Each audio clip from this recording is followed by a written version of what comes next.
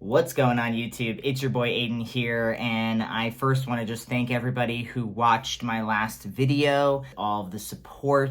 If you haven't watched it, you can check it out here. I also just want to acknowledge that I feel really lucky, and I know that I'm lucky, and today's video is pretty much all about that luck. So I want to update you about what I have learned about updating your passports or your federal documents as a transgender non-binary individual. I just came across and been sent some more information that have really shifted this narrative to a much more dire situation. So I will also be talking about that. So the first thing I just want to jump into is what I experienced. So I experienced getting a renewal online with no changes to anything. I was successful. It seems like people who are going in to change anything on your federal documents, it's not working. However, I have heard that state documents have actually been pretty successful based on the state you live in. So I got a story shared with me from somebody in New York who went and got their ID updated, and everything went smooth. So it seems like on a state level, getting documents changed, if you have the proper paperwork, is still going through and still being processed. If you live in states that don't have, anti-trans, laws in place right now. Also, based on some news sources that I've found, and I will link everything in the description below, it seems like passports with X sex markers will be valid until they expire or they are renewed. So pretty much, if you have an X right now as your gender marker, you will, and you go to renew it, you will no longer have that option. You actually don't even have that option if you're going to renew online like I did, where you're not changing anything. Maybe you had an X before and now you've got to get it renewed. I don't think that the time has gone by 10 years. But let's just say, if you've got an X and you're going to update your name or you're going to do any updates or renewals on your passport, it's not going to work. You will go in to change the name on your passport and come back with the correct name, because it seems like they're accepting correct names, but your gender marker will be as it is on whatever birth certificate record they have on file. That is definitely the trigger that seems to be happening. If you go to change something and change it from what it once was to something new, obviously there's some internal system that is flagging this and making it so that people at the offices, the passport offices, I guess, look more into this. The other thing that I've been seeing is that the ACLU is suing. So that is in my old video, that's what I'm talking about when I talk about the link. I'll just post that link in the description box below. So a lot of things I'll be talking about, if you want to learn more, go into that description box. But the ACLU is suing, so the ACLU along with Massachusetts is suing, and they have put out a strict warning that for trans people are at risk of losing access to their passport and their supporting documents. That's the most important part here. If you send in your birth certificate, your legal name change, and all of the documents you need to change your name and to change your gender marker to the appropriate name and gender marker that you identify as, you might not get it back. Another pretty alarming event that happened, which I have actually seen circulating on social, but it was shared by my friend Ray, and he goes more into depth in this in his Substack. I will link his Substack below if you want to sign up there and support him. But at the end of the day, it looks like somebody in Massachusetts, which I almost wonder if the ACLU and the ACLU Massachusetts, I wonder if this is actually what started it all, and maybe this is leaked. Maybe this is leaked information that is great for the public, not so great for those lawyers and people who are doing the work trying to sue. I'll put that aside because I don't actually know. That's pure speculation. But it looks like that someone went and applied in early January and got their documents in late January. And it looks like according to these photos, if they are true photos, which I believe they are true photos, their documents, including their birth certificate, has been ripped, literally ripped, torn. It could be, it looks like it's kind of like lit on fire or something. Their passport is all ripped up.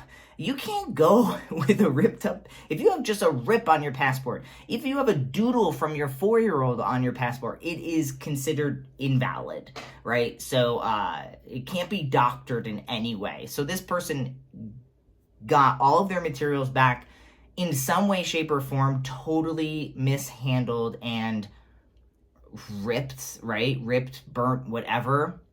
Then there's also this concept that their passport is in the birth, that the sex that was assigned at birth and not the sex they identify as. So not only did they get a messed up passport they can't use, it's a complete insult because it's not even the correct gender marker.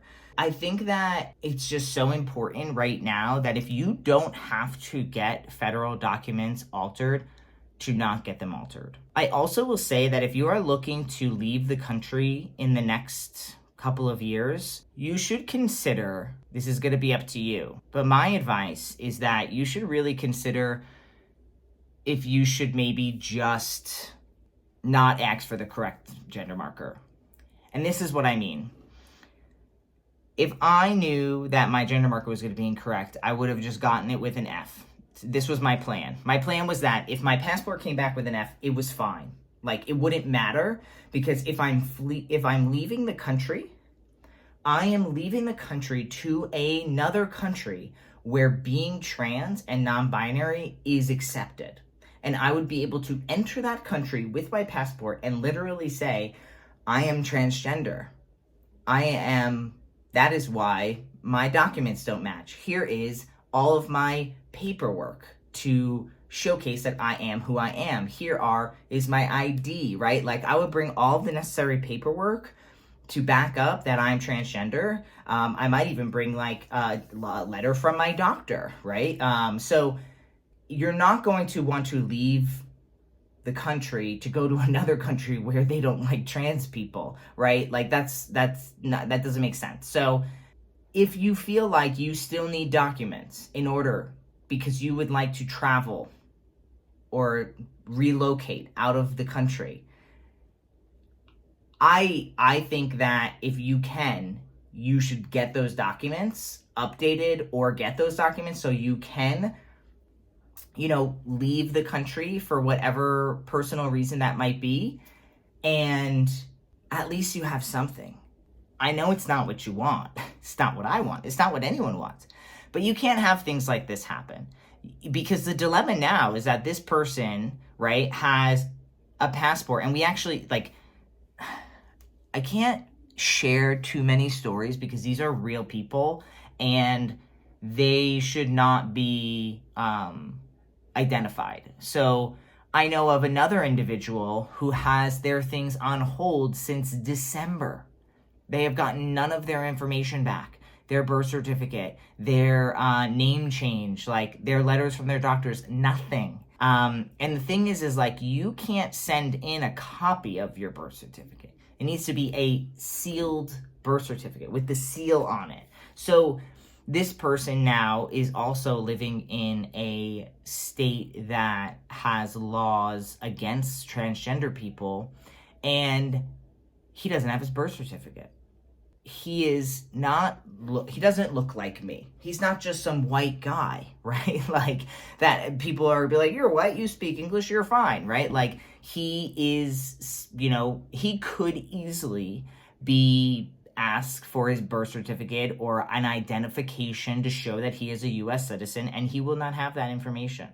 And that is extremely scary. And so I think that it's just very important that at this time,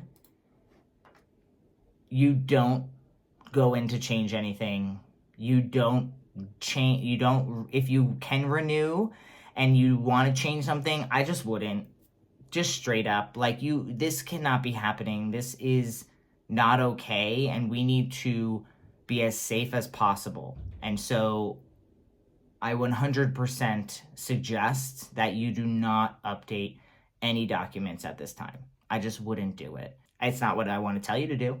It's not what I think we should be able to do, but this is where we're at right now. So the conversation was amazing in my last video about passports. I would love for this conversation to continue. How would you feel? Would you be okay with a passport? Do people feel like the risk is worth it? Like, I'm really, really interested in this discourse.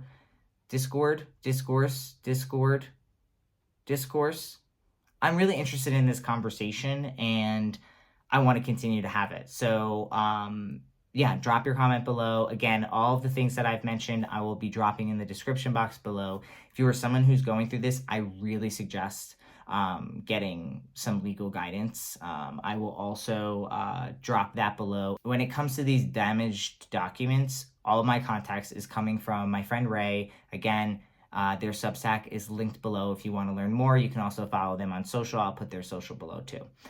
So yeah, just don't do it. It's just my biggest advice right now. Just do not do it. All right, y'all. I have a whole list of other videos, but I can't stop thinking about this. I can't stop looking at the news. This is where my mind is at. So I'm happy that you're with me. All right, check in the next video. Peace.